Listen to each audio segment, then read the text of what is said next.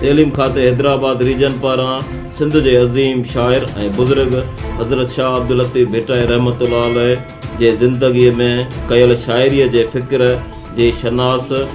लाइ डिवीज़नल सतह ते हिकु एला सतही लतीफ़ शनासी जो प्रोग्राम गवर्नमेंट हाई स्कूल भिटशा में मुनक़िद कयो वियो। हिन प्रोग्राम जी सदारत director schools education secondary Hyderabad Syed रसूल बख्श शाह कई, जॾहिं त एडिशनल सेक्रेटरी तइलीम सिंध अब्दुल अलीम लाशारी ऐं गस्टा सिंध जे मरकज़ी सदर हाजी अशरफ ख़ासकेली महिमान ख़ासि तौर हुआ। उन खां अलावा एडिशनल डायरेक्टर हैदराबाद गुलाम सरवर मला, ADC मटियारी फ़र्क शहजाद कुरैशी, गस्टा जो मरकज़ी सदर सेक्रेटरी इक़बाल पहवर, गस्टा जे ज़िलई सदर खादिम हुसैन जतोई,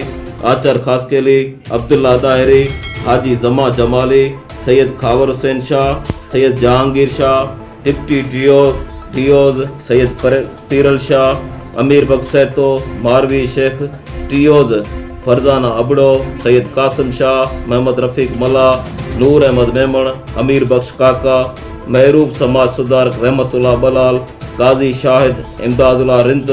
सैफुल्ला मेमण, असद गोरी, अब्दुल वारिस उमरानी समेत हैदराबाद डिवीज़न जे समूरनि ज़िलनि जा तइलीमी ऑफिसर्स, ज़िले मटियारी जा हेड मास्टर्स, उस्ताद ऐं सवें शागिर्दनि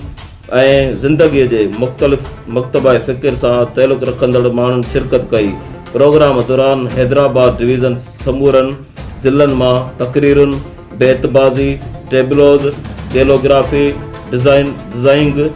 ऐं शाह जे वायनि